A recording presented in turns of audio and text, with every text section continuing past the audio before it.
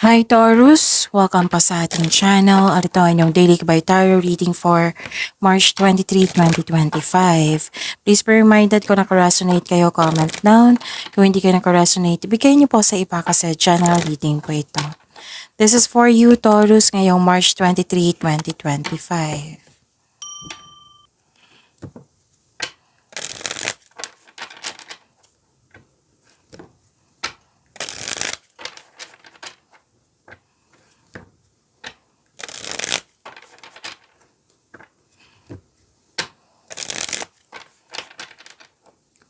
This is for you Taurus ngayong March 23, 2025.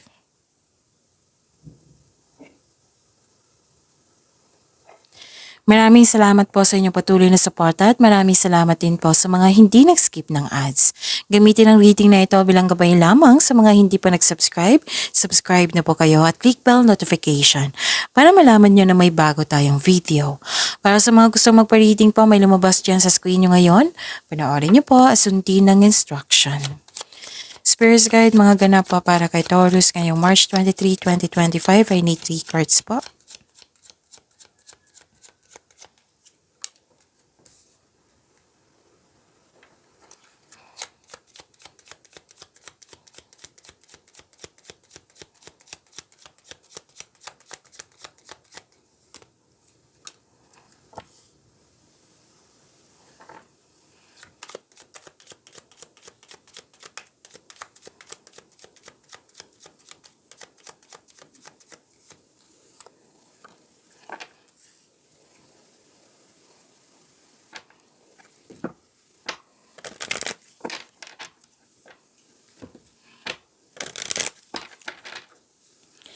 Spirit Guide, ang mensahe po para kay Taurus ngayong March 23, 2025. I need 2 cards po.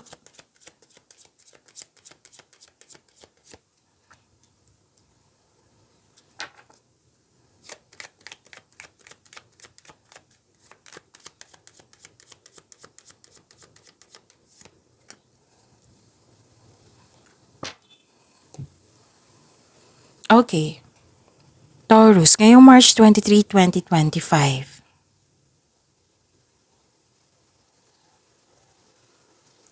May nakita ako ditong may nag-spy sa'yo, nag-observe sa'yo, may mahilig manipula, mahilig makialam. Okay?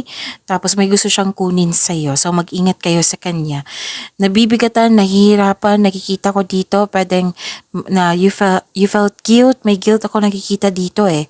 May sacrifice din. Pwede din nabibigatan kayo sa paggawa ng desisyon. Tapos, or nabibigatan sa sitwasyon. May nag-uusap dito na magkakapatid. Nakikita ko rin dito na excited, may excitement ako nakikita dito sa araw na ito. Tapos nakita ko rin dito na, okay, may advice ang card nyo dito na huwag maniwala agad sa chismis. Alamin nyo muna kung totoo ba yan or hindi. Transformation, wow, ang ganda. A fresh new way of living emerge. And wow, ang ganda din. Reaching your destination. Your light is shining brightly. Nasa right path po kayo, malapit mo nang maabot yung goal mo sa buhay. Ang ganda. Spirit Guide, ano po yung energy ni Taurus ngayong March 23, 2025?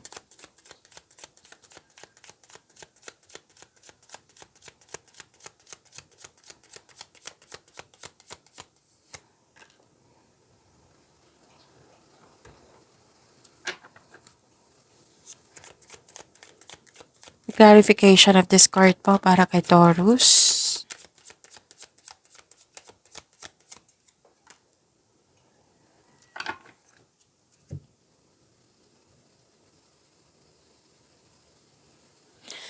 Kung may narinig kayo or may nakita kayong repeating message, meaning to say, pinupush ng cards niyan kasi ang ilan sa inyo hindi pa binigyan ng atensyon. Na kung maaari din po, bigyan niyo po ng solusyon at aksyon. Remember Taurus, at the end of the day, alam mo na ikaw lang taong may kakayahan at responsable na gumawa ng sarili mong katotohanan at kinabukasan. So ano yung energy ni Taurus? Ganda nito. Kasi may nakita ako ditong awakening, acceptance, purpose, self-assessment, atonement. This is ending with new beginning. This is transformation. Which is lumabas siya dito. 'Di ba? Transformation ito. Lumabas siya sa tarot cards niyo po. At may parating na paghahatol or may magbubunyag at may magsasorry sa'yo. So this is surrender, accept, release, and forgive. So answering the call to action creates new opportunity. So accept your mistakes as well sa taong ito so you can successfully let the past go. Maaari din magpakita yung taong nanloko sa inyo before na at hihingi siya ng tawad. So sabi ng card dito, seek forgiveness in order to move forward. Tapos wag po daw kayo mag-focus sa past. Mag-focus kayo sa pag-release ng nakaraan at mag-move forward kayo into a new and more successful period. Yes, may success akong nakikita dito. Actually, this is luck. Oo. May nakita akong luck dito, Taurus.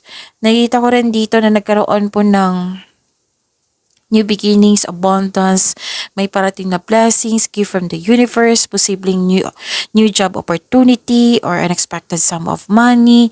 Pwede din nag-take ka ng first steps para ma-enhance o ma-increase yung kaperahan mo or pag-level up to sa inyong magkaroon ng personal development. So, ang pagbabago na ito ay may unlimited growth towards to your lalo na sa kaperahan nyo. May nakita talaga akong improvement dito. Spirits guide. Career and money po ni Taurus ngayong March 23. March 23, 2025.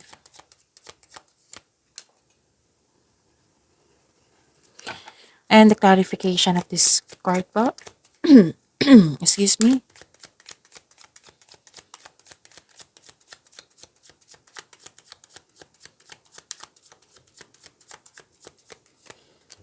Okay. Sa career and money niyo po, nakita ko dito na nagkaroon po ng long-term abundance. Ang ganda.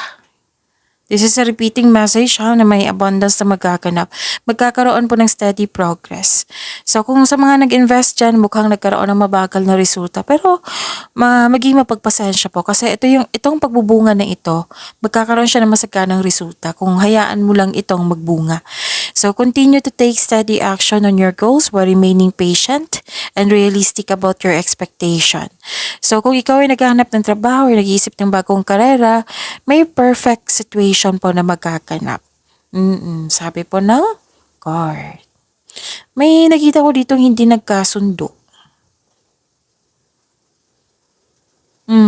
Pwedeng naisip mo to na nangyari na sa karaan. Yung naisip mo na na-waste ang time mo sa kanya or sa sitwasyon na binigay mo, binuhos mo yung time and effort sa sitwasyon na ito or sa taong ito pero akala mo yun na pero hindi pala. O, pwede din may tampuhan or separasyon na magaganap, pwedeng end of contract ito or pag-aaway. So makinig po daw kayo sa intuition kasi may naganap po daw na hindi nyo pa alam. So mayroong sekreto na hindi mo pa alam. So makinig kayo sa inyong intuition. Spirits guide, love life, self-love, partnership, and romance si Taurus ngayong March 23, 2025.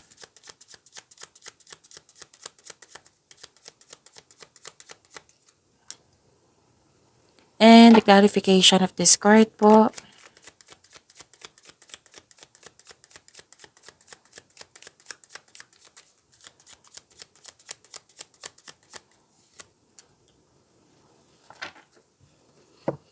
Okay.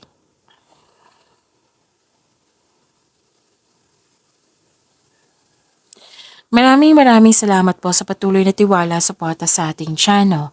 At maraming salamat din po sa mga hindi nag-skip ng ads. Okay, may disappointment ako nakikita dito, repressed emotion, emotional overwhelm, feeling empty. So, okay. Exhausted ka dito nang dahil sa isang tao na maraming demand. Pwedeng naging toxic po. Ito yung nagbibigay ng stress sa inyo.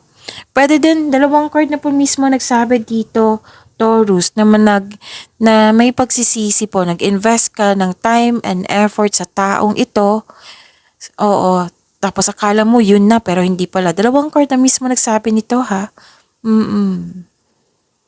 So, may bagong tao dito na may offer, proposal. Kilalanin niyo po muna, sabi po ng card.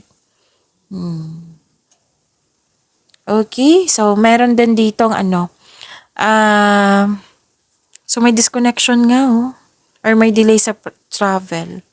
Oo, kailangan ng mahabang pasensya nito at isikapin nyo na turn your negativity into positivity and magkaroon ng time for reflection. So yun, pag-imanin nyo po yung blessings na binigay sa inyo, Taurus. See you tomorrow. Please like, subscribe, and click the button for notification para updated po kayo sa daily tarot reading natin. Maraming salamat po.